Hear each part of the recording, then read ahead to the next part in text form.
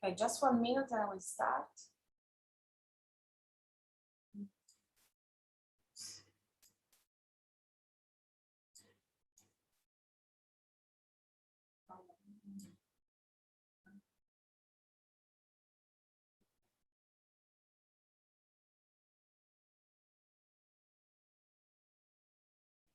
Ok, buongiorno, eccoci ritrovati e apriamo questa giornata di lavori sul microbioma intestinale come realtà centrale per la salute umana con la lettura inaugurale del professor John Cryan dell'Università di Cork.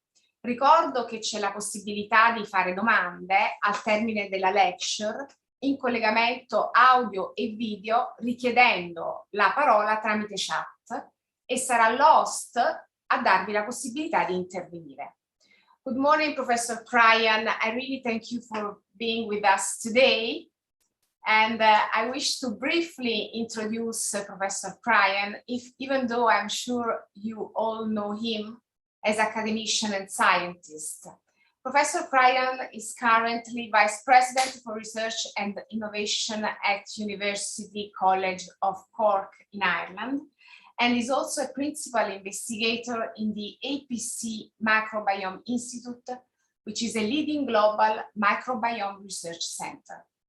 Professor Cryan is a neuroscientist and the main expert in the new science of gut-brain connection and of the role of the microbiome in this axis. I really think he promoted and continuously innovates the knowledge in the field beyond the state of art. I really thank Professor Cryan for being with us today and sharing his breakthrough ideas in the field of microbiota-gut-brain axis. Please, Professor Cryan, the floor is yours. Thank you very much.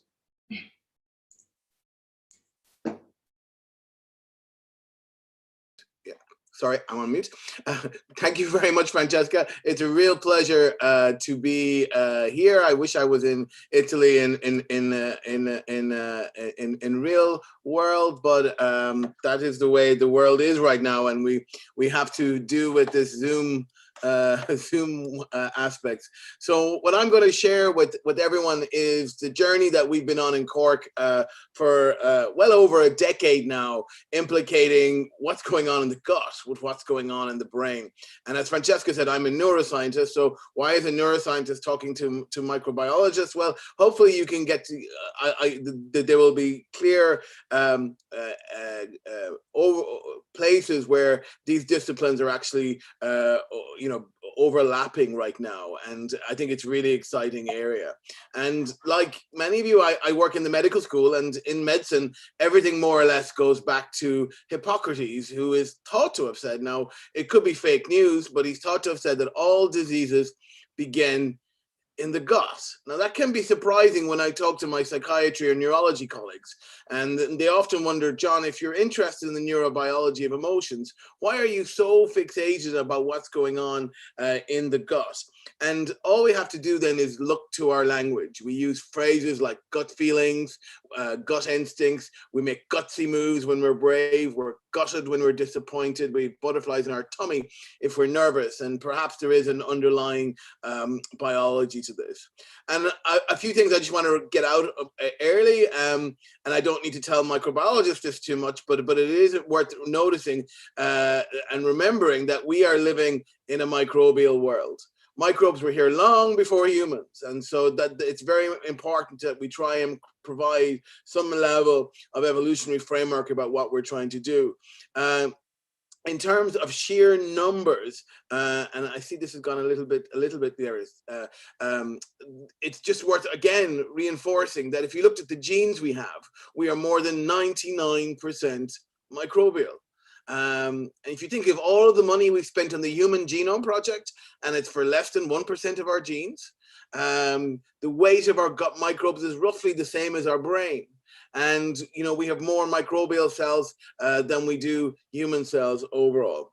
And what I like, one of the aspects of microbiome host interactions that I find pretty compelling and intriguing is this concept that we are actually a hologenome, that we are actually the combination of both our host gene with our microbiome gene in living in an environmental metagenome overall.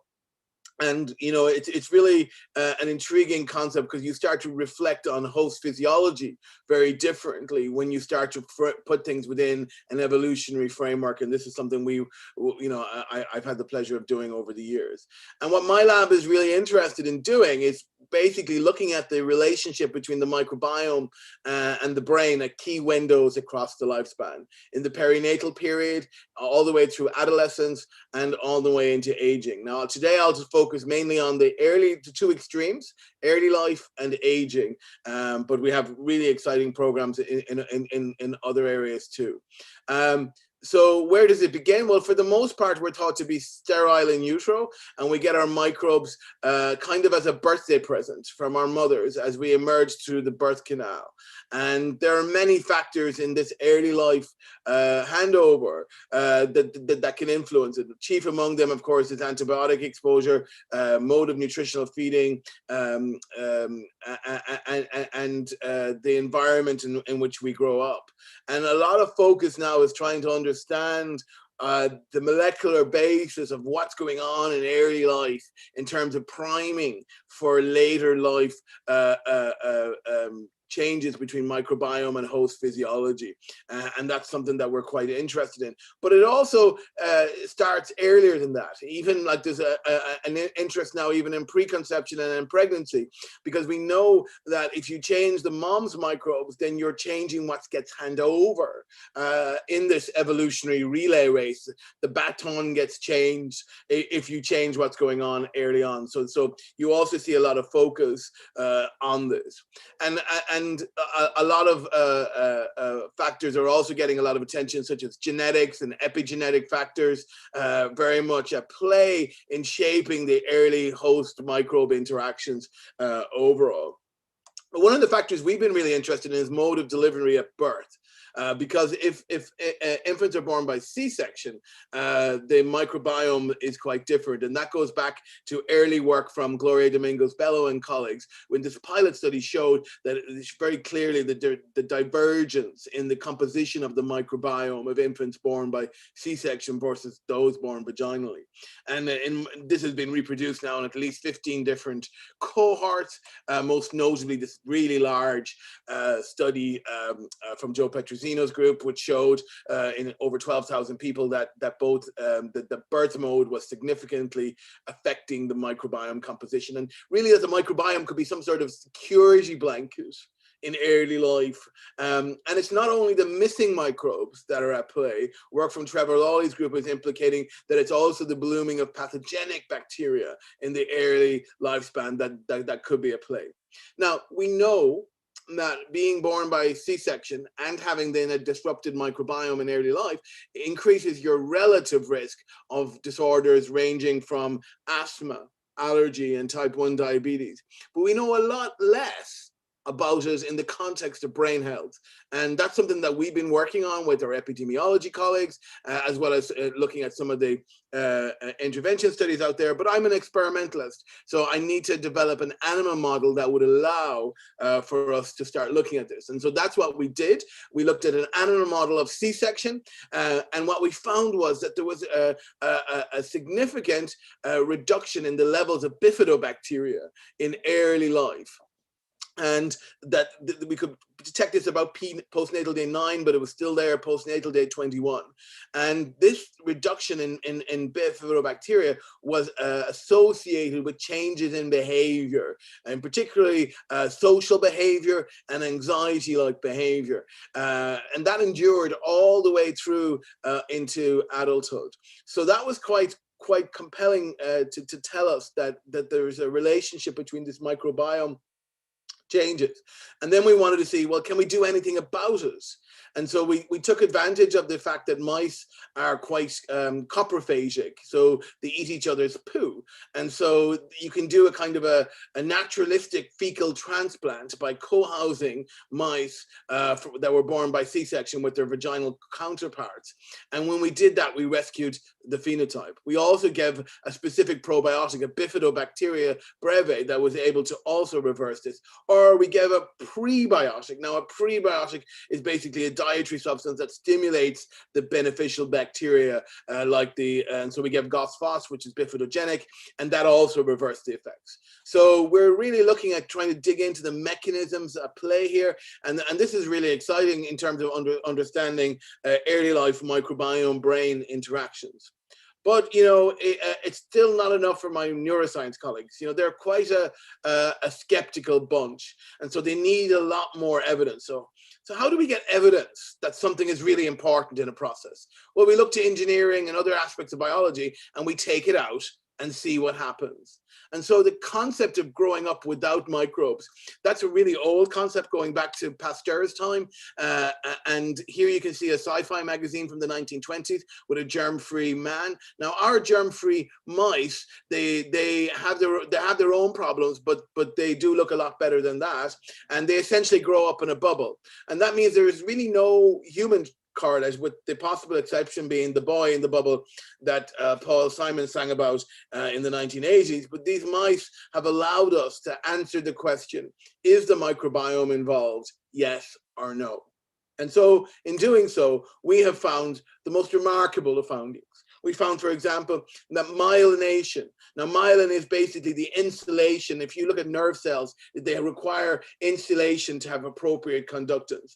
And we found that myelination patterns in the prefrontal cortex, an area of the brain involved in higher cognitive function, that this was very much under the regulation of the microbiome, particularly in male animals. And we got this hypermyelination. Now, hypermyelination, we don't find that often in nature. It happens in a few rare autisms, but which again keeps coming back to some of the relationships we find between disturbed microbiome and brain function.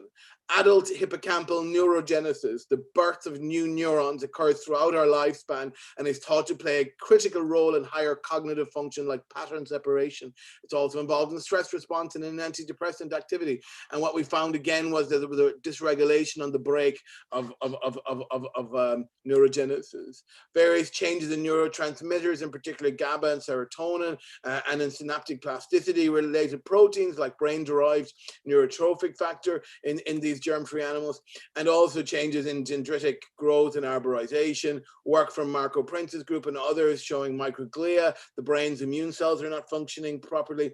And we're very excited about the whole area of the blood-brain barrier, and this is work from Sven Pettersson's group showing that germ-free mice don't have an appropriate blood-brain barrier overall. So that's kind of, you know, really exciting work, to help us guide along the way. More recently, this is just published in the last few months. We started looking electrophysiologically at basically what's going on in the brains of these germ-free animals. And in the hippocampus, which is the main brain area involved in learning and memory, there is a process called long-term potentiation. And this is the cellular basis of synaptic strengthening and synaptic basis of memory formation. So basically, when you apply a stimulus, you get a long, as seen here in blue, you get a long change in synaptic strength. And we can measure this electrophysiologically. Now, what we found remarkably in male germ-free animals, they were not having any of this long-term potentiation. Females, no problem, but males here in blue, there was no LTP. So one of the crucial aspects about learning and memory is now also we're seeing is under the control of the microbiome. Now, the sex differences is intriguing, and we don't have an answer for that, but it is something that we think deserves a lot more attention. And we find this time and time again that there's something about the male brain that makes it quite sensitive to microbial signals, and whether this is to do with imprinting or other factors, we just don't know. But it is intriguing, and a lot more work and effort is needed to really dissect this out across the lifespan overall. Here is a neuron from the amygdala, and you don't need to be a neuroscientist to understand this neuron is very different in germ-free versus control animals. And this allows us to really see that there's alterations in arborization. And we know the amygdala is involved in fear learning, in social behavior, and pain processing. And so, and therefore, it's not surprising that we get changes in behaviors relevant to this. And in particularly in social behavior. Social behavior we find time and time again, and this is our germ-free study from some years ago, where we found that mice that are germ-free are not able to distinguish. Normally, a normal mouse is quite social, so if you give it the chance to spend time with its everyday playmate versus a new playmate, it'll gravitate towards a new playmate. It's a little bit fickle. And so, but if it's germ-free, it's not able to make that distinction. And we couldn't really reverse this when we recolonized the animals. I mentioned already our C-section data would also show similar effects, that in C-section born individuals, it's in this domain of social recognition that we find these deficits. And then more recently work, we just published this year as well, showed that a specific penicillin had similar deficits. Interestingly, a cocktail of antibiotics didn't do it. So looking at different antibiotic cocktails will be important, and this was given to the mom during her early life, and this is passed on. So it is one of these things that we are quite interested in trying to look at. And this gives rise to a bigger picture story, is that if you start to look across the animal kingdom and you start to look at if we modulate the microbiome or change the microbiome in certain ways, then we have the ability to change social behavior. Whether this is in insects or zebrafish, all the way to non-human primates. And vice versa, if we start to change social dynamics and look at the changes in social hierarchies, we also can change the microbiome. And so in this paper, we wanted really just to kind of, it's somewhat speculative, but we wanted to put it out there overall to see what's going on in relation to this. Moreover, what we're beginning to see is that there is a microbiome-gut social brain axis, and that understanding that there are a variety of factors that will influence this. And that gives rise to the intriguing possibility that we could modulate social behavior and social dynamics, how we work as teams, perhaps maybe get the Irish team to get to the Euro finals the next time, or empathy, or decision making, or how we might interact. This is something quite intriguing. I'm collaborating with some colleagues who are working with Italian traders to see how can we link in with the decision making and risk taking in terms of behavior and the microbiome. And this is something that we want to really expand out into the human context. Moreover, during this pandemic times, where not only are we affecting our microbes through hyper cleanliness and really washing and all of these areas, we're changing our microbes, but we're also changing our social dynamics. And so the questions are there long-term effects of this on our overall physiology and brain health overall? And perhaps the real social network is our microbiome, and understanding it within this framework is going to be really important as we move forward. So to wrap up this early life part of what I wanted to say, what we're really beginning to see is that there is a relationship, a critical window, if you would like, between what's going on in early life in the brain and what's going on in the microbiome. And we need to juxtapose these with each other a lot more. Moreover, looking at the Barker hypothesis of health and disease, where it's very much acknowledged that we have a developmental origin, and what's happening in the prenatal and postnatal environment is really critical. We know that host genetics is a third pillar there, but we would propose in relation to brain health and brain disease that you need to add the microbiome as a fourth pillar in relation to where we're going on this. So that's early life. I do want to just mention quickly a little bit about adolescence, because adolescence is a really critical period. My position in the university is professor of anatomy as well as vice president for research. So any of you who have teenagers or are aware, interact with teenagers, and you know, a lot of our students have extended adolescence well into their 20s, but it's very clear that the anatomy of the teenage brain is very different overall, and it's very much a brain that's under construction. And in biological psychiatry right now, it's one of the hottest areas, trying to understand the relationship between neurons and microglia and synaptic pruning and what's going on at these critical time windows, and how that can give rise to a variety of mental health disorders. And a lot of focus in this field is on what are the impact of insults like stress, poor nutrition, drugs of abuse, and alcohol, and inadequate sleep on the brain. But equally, all of these are also affecting the gut and potentially the gut microbiome. And we're studying these. We have ongoing work in the areas of binge alcohol intake, as well as other aspects of addiction. We're working on sleep and stress and nutrition as well. And so really, I'm just saying that a lot more work needs to be done. We've been showing that if you bad diets during adolescence, such as cafeteria diet, can really affect negatively the microbiome and lead to long-lasting effects in the brain.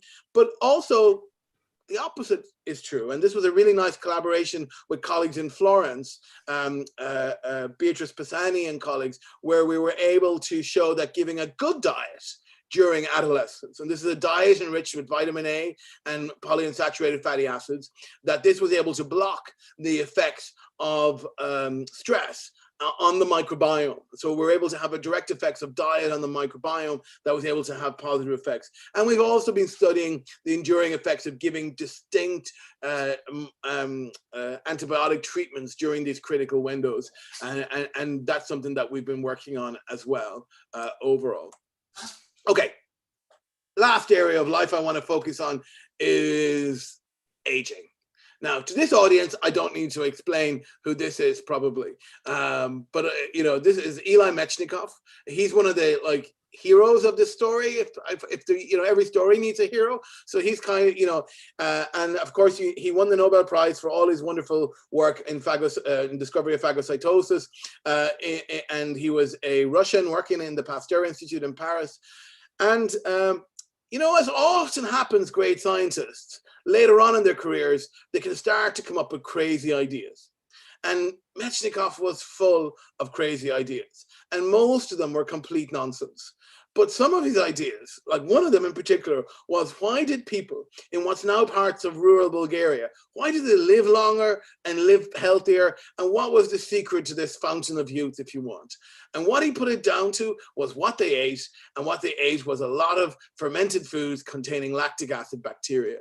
So not only is he the father of immunology, he's the father of really geriatric science in terms of holistically looking at healthy aging and the portents of healthy aging, and the father of probiotics, if you want. And so if you go to Korea, you can get a yogurt drink with his picture on it. So it must have that Nobel sign of approval, and it has to be good for you, of course, overall. So we've been revisiting these concepts of Metchnikoff over the years, and my colleagues in Cork, led by Paul O'Toole, have been doing long-term studies on the aging microbiome, showing that there is a loss of diversity in the microbiome as we age, and that this diversity is linked to diet in particular. We've been revisiting this in our animal models, and we've shown in aged mice that there's also a change in both inflammation and in microbiome composition. And the question is then, can we do anything about this? And that's, one of the things that we've been interested in. And so what we did was we tried, and for this, I decided to focus on middle age middle age is a time that's very interested to me right now, for obvious reasons. And we started looking at the middle-aged brain, and we decided to look at, well, could we slow down some of the neuroinflammatory effects that are going on? You know, this whole process of inflammaging that has been really well characterized in Italian immunology, where we're beginning to see that there is this inflammatory effect, not just in the periphery, but also in the brain. And so we get an increase in stress-induced immune priming, increased infiltration of inflammatory monocytes, and increased microglia activation in the middle-aged brain. And then we give a prebiotic, in this case, a inulin. Now, inulin is heavily present in vegetables like leeks or artichokes or chicory. And so we pre-treated with inulin, and we were able to block, as you can see here, all of these aging-associated effects. And so this is work that was done with my colleagues Harriet Shellekins and Ted Dinan, and the postdoc who led out on this is Marcus Boehm. And really the take-home message of this story is, if you're thinking of having a midlife crisis, maybe you should forget about the motorbikes and go to the leeks instead, and it might be a better solution, at least for your brain overall. So that was in middle age. Then we wanted to look at it in aging, and this is a study that's going to come out in the next few weeks, which we're really excited about. It is, again, an animal study, so it needs all the caveats of animal studies. But what we did was we decided, well, what if we took the microbiome from young animals and transplanted it into old animals? And could we slow down some of the effects of aging in these older animals? And that's exactly what we did. We took microbes from 3-month-old animals and gave them to 19-month-old animals.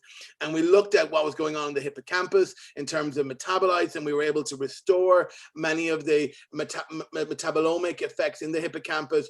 And we also slowed down some of the aging-associated neuroinflammation, as well as some of the behavioral effects, the memory deficits you see in aging, that if the aged animals that got microbial transplants from young animals, we were able to slow that down, both in Morris water maze and the novel object recognition. Now, most things that we looked at didn't change. So we looked at telomeres, we looked at other effects. We did find wide-scale changes in other immune parameters, but it is intriguing overall. At the microbiome level, I just put in this just to highlight some of the approaches that we're taking. Then we tried to correlate changes, predicted changes in fecal microbial metabolite function using these gut-brain modules that we can look at bioinformatically from what's going on in the microbiome, and try and see, could we correlate that what's going on in the brain, in the hippocampus, and some changes like lactate dehydrogenase was changed very significantly in our fecal effects and also in the brain. And then we tried to link this in with changes in senescence related genes in the hippocampus as well. And so, you know, it's a descriptive enough study in that, you know, it worked, but we don't know how it works and what's driving it. And please don't everyone go out now and start taking fecal transplants from your younger self, but maybe in the future, this is maybe the secret to helping us age, who knows, overall. But the big problem in the whole field is mechanisms. How are microbes in the lumen of the gut sending signals to the brain?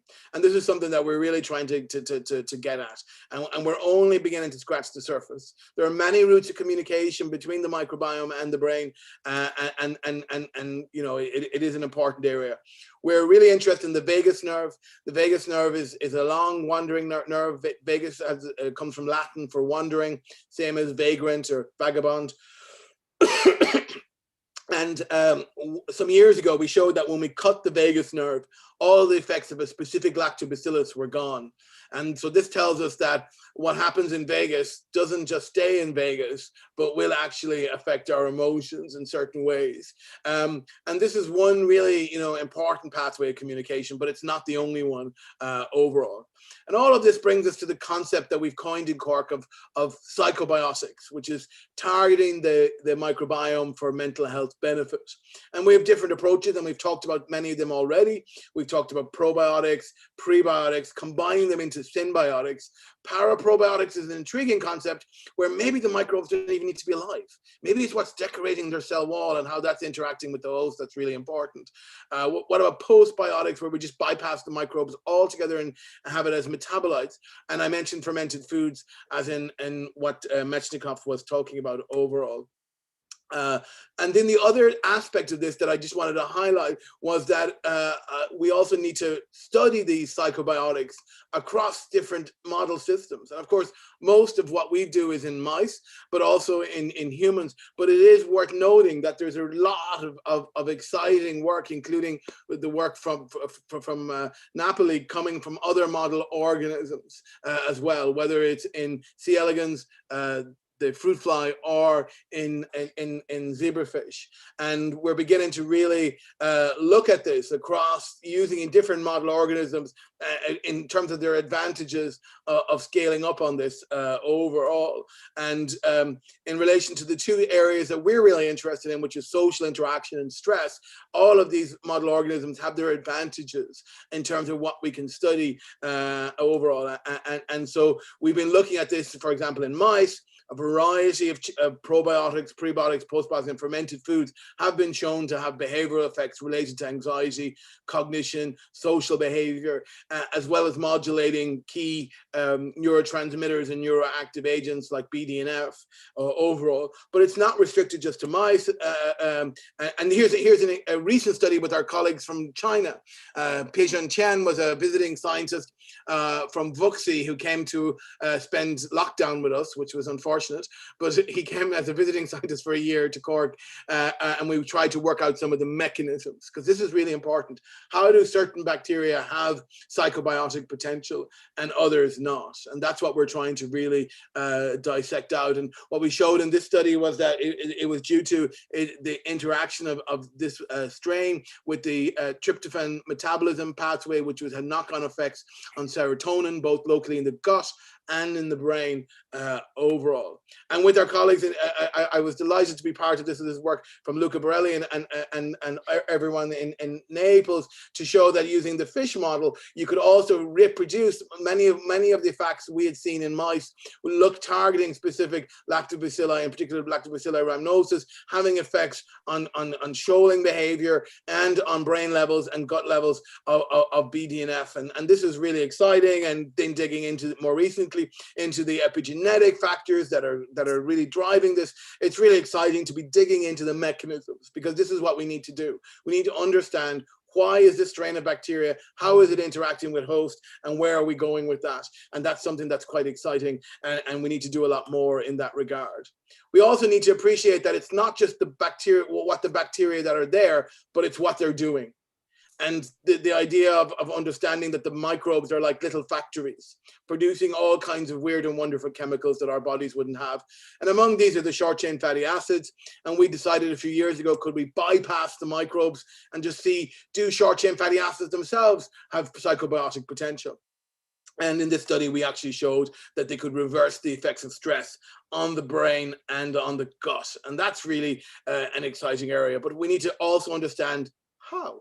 What is, short-chain fatty acids are very pleiotropic. They have epigenetic factors as histone deacetylase inhibitors, but they also act on G protein coupled receptors. And trying to dissect this out is an important part. And in this recent review, what we wanted to look at was across every clinical samples and brain disorders, what do we know about metabolites, and particularly short-chain fatty acids, or metabolites from the tryptophan kynurenine pathway or from bile acids, and where is the evidence for them across a variety of different disorders. And to be honest, the data isn't great and is relatively poor, but we need a lot more studies is the take-home message, and we need a lot more way of interrogating bioinformatically what's out there.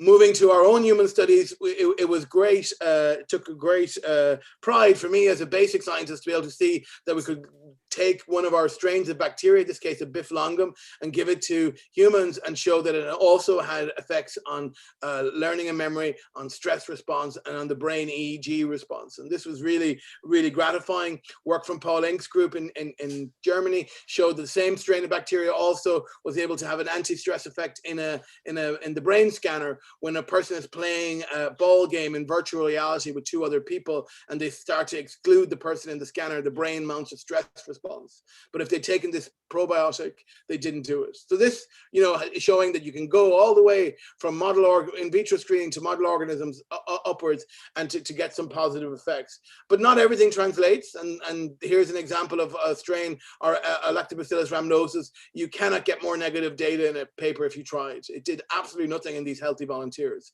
So, you know, it shows also the difficulties in translation from animal models all the way to humans.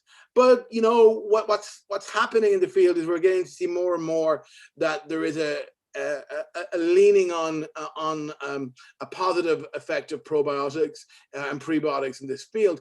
The danger is when we lump everything together, we don't get to the specificity of why certain strains are active and others aren't overall. This is a more recent data looking at fiber. We're really excited about the concept of fibers having positive effects on cognition. Again, small study, but a placebo-controlled study in healthy volunteers. And we looked at the microbiome in this as well to show that maybe it's the fibers effects specifically on the microbiome that could be having beneficial effects. And this is one of the more intriguing effects, which is related to sleep, where we show that a bifidobacteria longum, when given to students we have really good ways of stressing students. One of them is giving them exams. And so we took advantage of this period and looked at their sleep quality during the exam period. And we found if they'd taken this biflongum, they had a better sleep quality. And so we're beginning to see the lot of excitement in the circadian biology and sleep fields in terms of what's going on in relation to the microbiome-gut-brain axis. We've been also trying to screen our culture collection for specific molecular targets. And this is a molecular meeting. So, you know, where we're able to look at G protein coupled receptors and see can certain microbial metabolites interfere with this. It is like finding a needle in the haystack, but it is an exciting way, and it's applying drug discovery approaches to actually mine the microbiome. And we had recent success in this, where we look for bacteria that would actually negatively affect the G protein coupled receptor for the ghrelin receptor. Ghrelin is the hunger hormone. So if we could switch this down, could we actually find specific strains that would do this? We found one, a biflongum, and it's very much an acetate secretor. And so we were able to show that it was able to negatively affect ghrelin signaling. We then put it into our animal models and show that it had a really nice effect on glucose tolerance, on body weight, and on stress response in animal models. And then more recently in a human study, we were able to show it didn't have an effect on its primary outcome, which is body weight, but we probably didn't go for long enough, but it did dampen down the effects of on glucose levels, as well as upregulated active ghrelin and downregulated the stress response, indicating that it might be useful as a metabolic management tool for people who are prone to stress, for example. And so this is something we're quite excited about overall. In relation to stress, we're also applying some novel approaches, bioinformatic approaches, for looking at stress on the microbiome. And Thomas Bastiansen is a bioinformatician in my team who's really trying to parse out volatility, which is the change in the microbiome over time. And we've done this in animal models as well as in our student population, and showing very distinct correlations between this change in the microbiome and the stress response. I won't go into it in the interest of time. And then finally, in relation to nutrition and diet, there's a lot of focus in psychiatry right now about how nutrition can have effects on the brain. And we really think that the impact of nutrition on the brain could be really driven by what's going on at the microbiome level. And Kirsten Birding-Harold is a nutritionist in my team, and we're developing a psychobiotic diet to really test the question, does your state of gut markedly affect your state of mind overall? And this isn't just in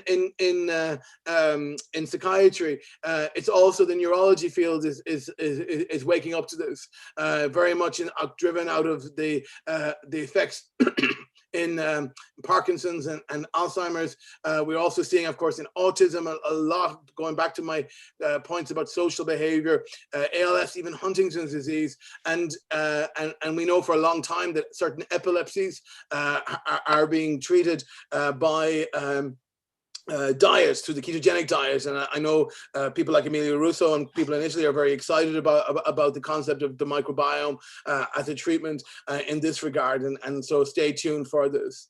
So moving forward, the problems with the field is that there's no such thing as a normal microbiome. So you can go to your doctor, you can get your blood pressure tested, you know where you are in the normal range, you can get your cholesterol measured, but you go in with your microbiome readout and they just look at you like maybe you should be seeing a psychiatrist. But that's changing. Longitudinal measuring, sequencing is coming down. People will be able to chart their microbiome in their own health and follow it over time. Personalized diets and interventions are really gaining attention. We're getting to understand the interactions with host genetics, diet, and the environment. I just talked about bacteria today, but like the microbiome is so much more exciting than just bacteria.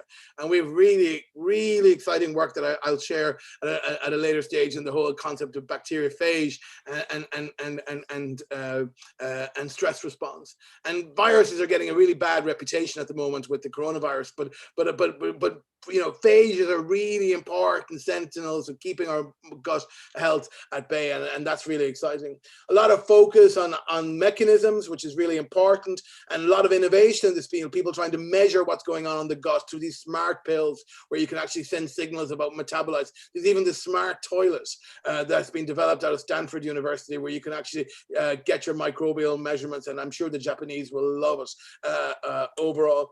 And we need to understand what the targets are and understand the barriers. But the good news is that unlike your genome, which all you can do is really blame your parents and your grandparents, your microbiome is potentially modifiable, and that gives you some hope in relation to your mental health overall. So this is the work of a really brilliant team of people here in Cork from all over the world, including from every part of Italy you can think of. So we've had amazing Italian PhD students and postdocs over the years, and visiting students, including from Naples. And I leave you again with the words of Hippocrates, who is also thought to have said, "Let food be thy medicine," and I'll change that, "Let food for your microbes be medicine for your mind." So thank you very much, Francesca, and everyone there. It's been a real pleasure to talk to you this morning, and I'm happy to take questions overall. Thank you very much, Professor Cryan, for your really absorbing and fascinating presentation. Now I leave open the discussion for the audience. Is there any question?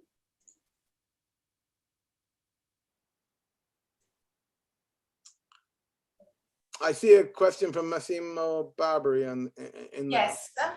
So if the host can activate Dr. Barberi, Dr. Massimo Barberi. Just 1 minute.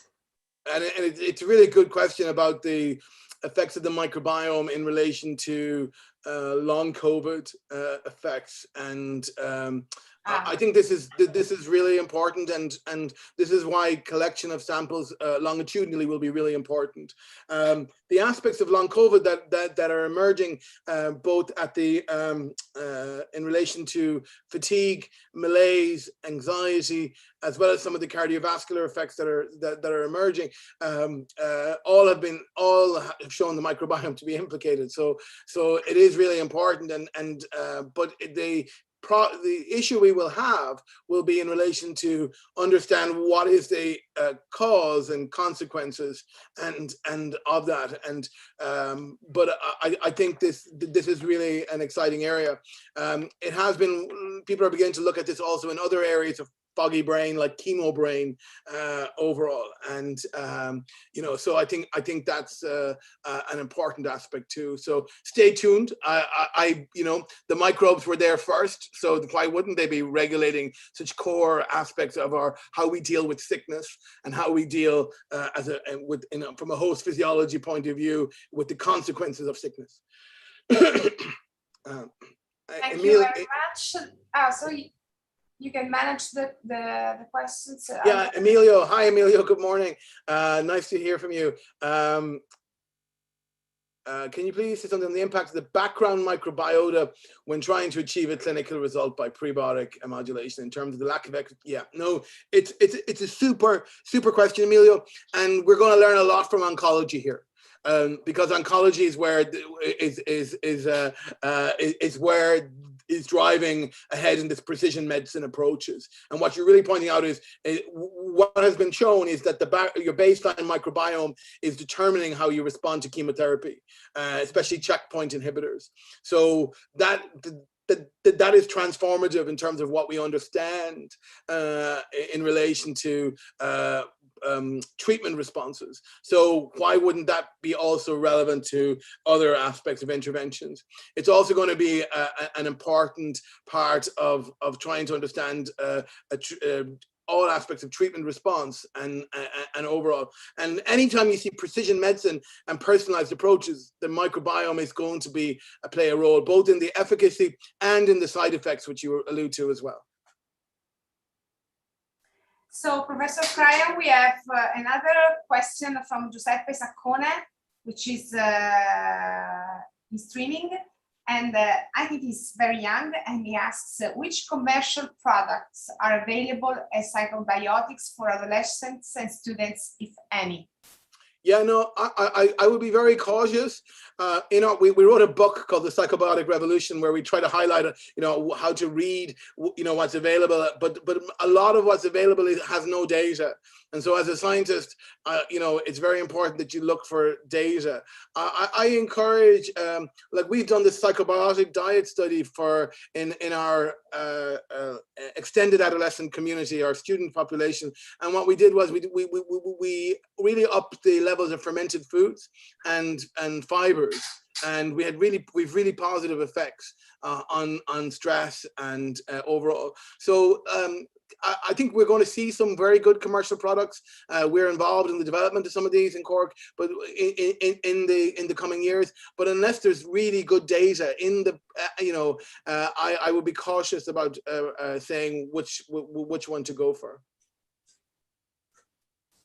Okay. Are there any questions? If not, I have Lorenzo Chiariotti. Yes. Hi, Lorenzo. Are there evidence for changes in the microbiome during aging may drive epigenetic change in the blood-brain? Or I think this is the next step. We need to figure this out. We really need to figure this. I think it is going to be epigenetic. It's going to be part of whatever. It is an interaction between microbial metabolites and the epigenetic machinery, and perhaps that's why we focused a little bit on senescence-related genes, and we were hoping we would see a lot more coming up in our hippocampal transcriptomic, but maybe we needed to look more at the epigenome on that, and we just haven't done it yet. But it is an important aspect, and in a way, the microbiome is the ideal epigenetic modifier because its role in vertical transmission and how it can be passed on from one to the other, and has direct effects on histones. So I think there'll be a lot of exciting work in this in the years to come. Thank you very much again. And the last one from me, if I can. Yes. In this psychobiotic revolution, what place do you think may have the use of next generation probiotics by means of engineered microorganisms? Genetically modified. Yeah, so genetically modified always gets people, excited because of the safety and the environmental consequences. And if you can get over that hurdle, I think it's really exciting area, and I think that's where we should be. We should. But I worry about how do we solve the environmental aspects. I know there's been a lot of work of ghrelin modulating bacteria in that way, and you know what? Part of me thinks that nature is an evolution that's given us so much diversity in our microbial, so maybe we just need to do better screening rather than engineering. I don't know. I don't want to, push anything out, but I worry about the environmental risks. But the screening, we need to be really better at going beyond bifidobacteria and lactobacillus. You know, we need to go a little bit more and be a little bit more adventurous in terms of where we are. Thank you very much, Professor Khan. There is Professor Cavalieri who has a question for you. Great. Hi, John. I have a question. It goes back to the phage, the story that you pointed at. Do you think that people is doing enough controls for phage effects? And what I'm saying means when you do the transplant experiments, besides transplanting the microbiome, have you been transplanting the fecal waters? Yeah, we haven't done that, but I've seen studies which would indicate that there is a phage effect as well, you know, and it's a good point in terms of controls that maybe needed to be added in to what's going on, and also then measuring on what's going on with the phage. We are doing fecal viral transfers, specifically, and we can find that's where we're getting exciting data. Thank you. Thank you very much, Professor Cryan, for sharing your vision and your ideas in this amazing field that we all want to know better in the next future. And I thank you. And now we pass to the first session of the Congress, which by tradition will be held in Italian language. And I really thanks again Professor Cryan, and really hope to can host him soon in Naples, and please come to see us. I would love to. I've only been in Naples on my way to Ischia, so I've never really been to, so I need to have a proper trip at some point. Yes, we will be with you in that day.